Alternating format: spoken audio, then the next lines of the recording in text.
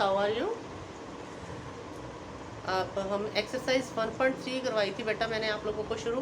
उसमें मैंने decimal expansion बताया था। उसमें मैंने 2-3 क्वेश्चन डिस्कस किए थे। आज आगे करवाऊंगी जो बार वाले क्वेश्चन हैं उनको हम रैशनल नंबर में कैसे बता सकते हैं। जैसे ये मैंने करवाया था आपको, ये आपकी एक्सरसाइज 1.3 है। जैसे मैंने आपको कहा था 10/3 है, रैशनल नंबर है ना, 3.3 बार है। अब इस बार वाले क्वेश्चन को हम इसमें कैसे चेंज कर सकते हैं। पहले हमने देखा था रैशनल नंबर को डेसिमल एक्सपेंशन के बारे में बताना। अब हम कहेंगे डेसिमल एक्सपेंशन को रैशनल नंबर में कैसे बताया जा सकता है। ठीक है, वो बहुत ध्यान से समझना है आपने, मुश्किल नहीं है। उस तरह का क्वेश्चन पेपर में आ जाया करता है, बार वाले क्वेश्चन कहते हैं। जैसे हमारे पास है 0.4 बार, इसको हमने रैशनल नंबर में चेंज करना है। 0.4 बार इसको हमने रैशनल नंबर में चेंज करना है। कैसे करते हैं, इसको हम p/q मानते हैं या x माने तो कोई मानते हैं। Let x is equal to 0.4 बार।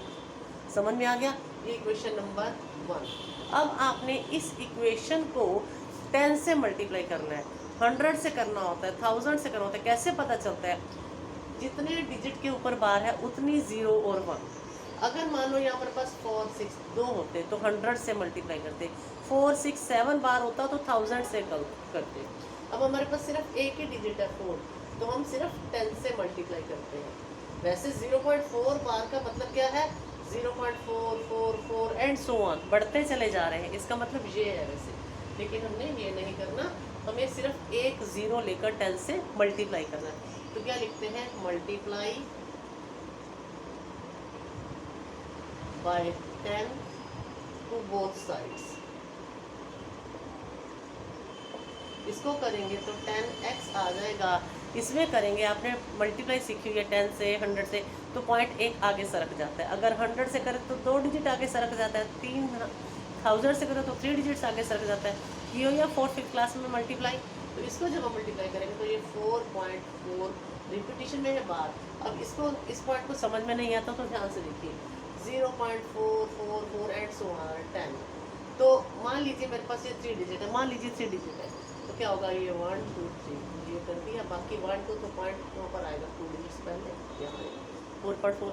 एक 0 ली थी, एक आगे सरकता, 2 0 लेते तो 2 आगे सरकता। ये आपने पढ़ा हुआ है। तो ये हमारे पास आ गया 4.4 बार।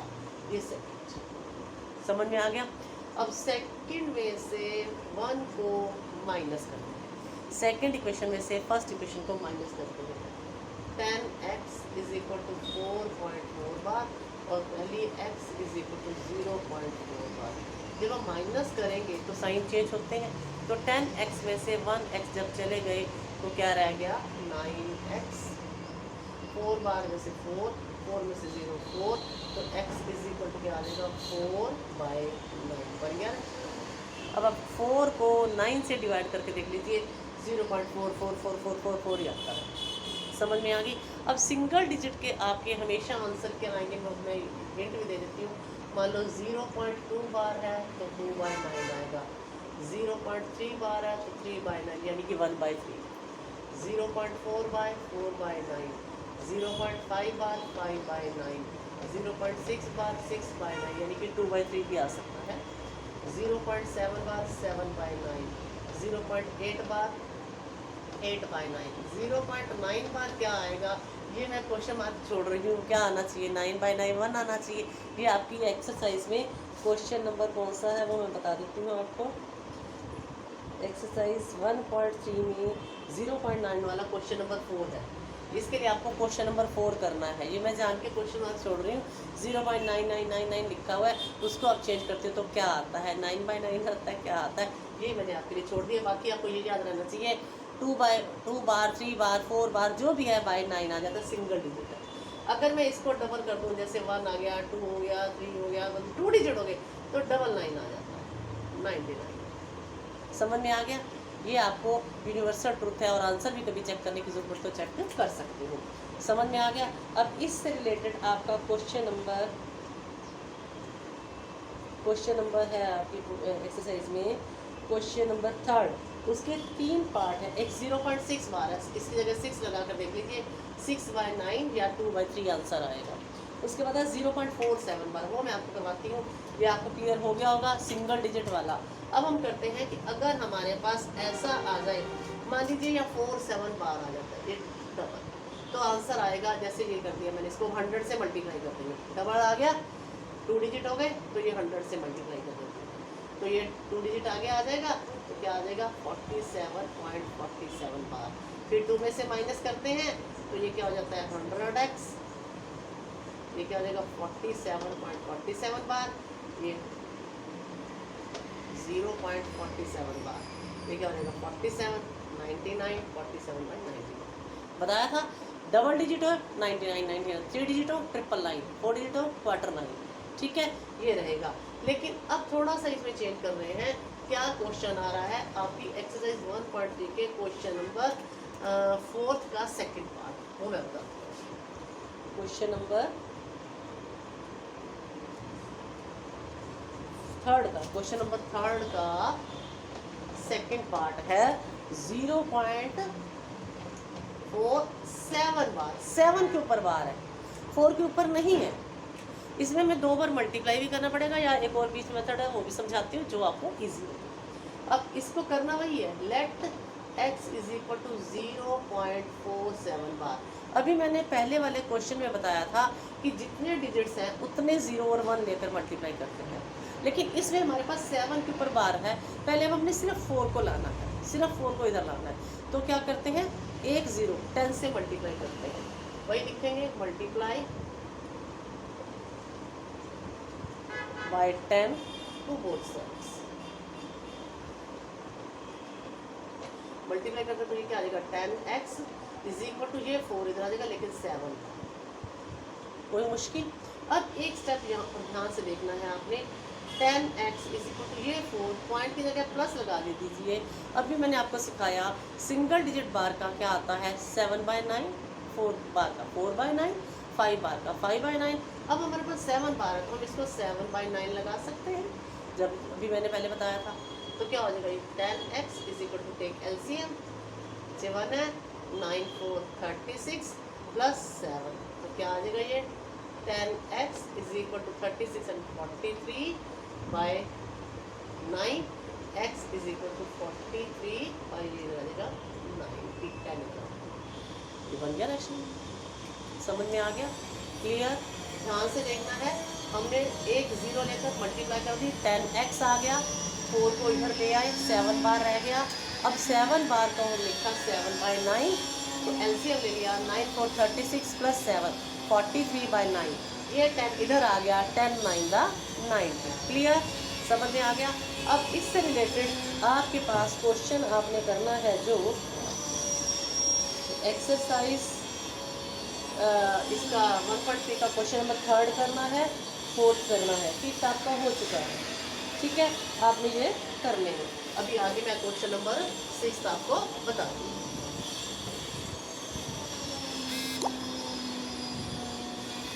क्वेश्चन नंबर 6 क्या है, स्टेटमेंट पढ़िए क्या है। Look at several examples of rational numbers in the form p/q integers with no common factor other than 1 having representing expansion, can you guess what property q must। अब आपको क्या कहा गया है इस क्वेश्चन में, क्या कहा गया है कि आपके पास रैशनल नंबर आते हैं p/q की फॉर्म में, कुछ टर्मिनेट होते हैं, कुछ नॉन टर्मिनेटिंग होते हैं। जो टर्मिनेटिंग होते हैं उनका q कैसा होना चाहिए।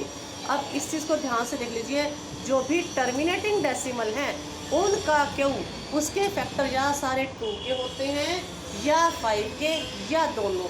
जैसे 1/2 है, 2 है ना, तो टर्मिनेटिंग, 3/8 है, इसके सारे फैक्टर 2 के बनते हैं, तो ये टर्मिनेटिंग हो जाएगा। उसके बाद आ जाता है आपके पास 24/100, इसके 2 के भी हैं और 5 के भी हैं, तो ये टर्मिनेटिंग। इस प्राइम फैक्टर, इस क्यू के फैक्टर 2 और 5 की पावर में हो तो उन्हें हम टर्मिनेटिंग डेसिमल कहते हैं, ठीक है। आपने यही लिखना है इस क्वेश्चन में कि किस तरह से वो हमें पता चलता है कि वो टर्मिनेटिंग है या नॉन टर्मिनेटिंग है, क्लियर।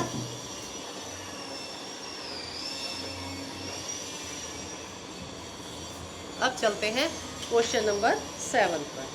सेवंथ में क्या क्या है, write 3 numbers whose decimal expansion non terminating non recurring, non terminating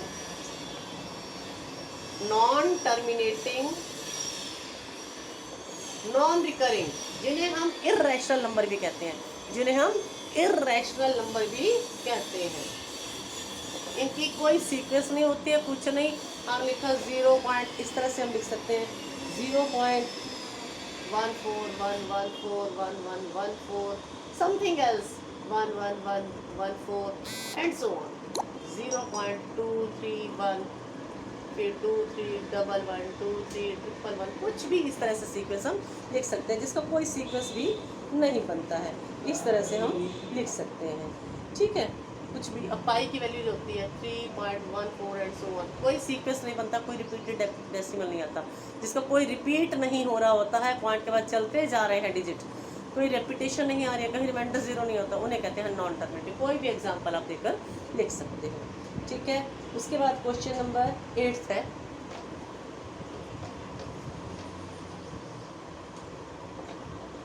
question number 8 है, find 3 different rational numbers 5/7 and 9/11। आपने 5 को 7 से डिवाइड करना है, करके दिखाना है। वो आपके पास आ जाता है 0.714285। वाह, उसके बाद फिर 714285 आ रहा है।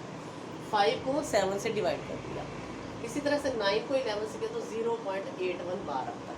समझ में आ गया? ये आपने डिवाइड करके देख लेना। अब कहा गया है इन दोनों के बीच के 3 इर्रेशनल नंबर, रैशनल नंबर नहीं, इर्रेशनल नंबर, इर्रेशनल नंबर। अब आप 71 इधर से देखो और इधर 81, इसके बीच के कोई भी नंबर उठाना, 72, ठीक है। इसको आप लिख लोगे, किसी भी सीक्वेंस में लिख सकते हो, 72, फिर ऐसे लगा लो, फिर 7 3 टाइम लिख दो, फिर 7 4 टाइम लिख दो, एंड सो ऑन। ऐसे ही 0.73, ऐसे कोई भी लिख दो, 0.74 एंड सो ऑन। मतलब 71 और 81 के बीच में कोई भी काउंटिंग आगे, कोई भी सीक्वेंस करके आप लिख सकते हो, that are called irrational number. Clear? कोई मुश्किल नहीं है, बहुत आसान है, एक एक लाइन के क्वेश्चंस हैं, इनको बार बार वीडियोस में देखना, अपनी बुक सामने खोल कर बैठना। अब लास्ट क्वेश्चन है 9th क्वेश्चन, क्वेश्चन नंबर 9 बहुत सिंपल है। क्या पूछा गया है इसमें, classify the following numbers are rational और irrational, √23, √225, 7.478478 and last 1.1010010001 4 times and so on. अब ये देखो रूट, इसको हम कर सकते हैं, पॉइंट्स में नहीं आता, कोई रिपीटेड नहीं होता है, ये है इर्रेशनल। ये इसका स्क्वायर रूट 15 हो जाता है, ये रैशनल है। इसका 478 बाहर बन जाता है, बाहर वाले को हम रैशनल में चेंज कर सकते हैं, ये रैशनल है। ये आपको दिखाई दे रहा है, कोई सीक्वेंस नहीं है, तो ये ठीक है, कोई प्रॉब्लम नहीं है। इस वीडियो को बड़े आराम से देखना, बड़े अच्छे से पॉज करके देखना, आप एक एक क्वेश्चन को समझना। पहले फर्स्ट सेकंड फिफ्थ बताए थे, अब बाकी सारे क्वेश्चन मैंने यहाँ डिस्कस कर दिए हैं। इसकी हेल्प से आपने एक्सरसाइज 1.3 कंप्लीट कर लेंगे, ठीक है। Okay, bye bye, be safe.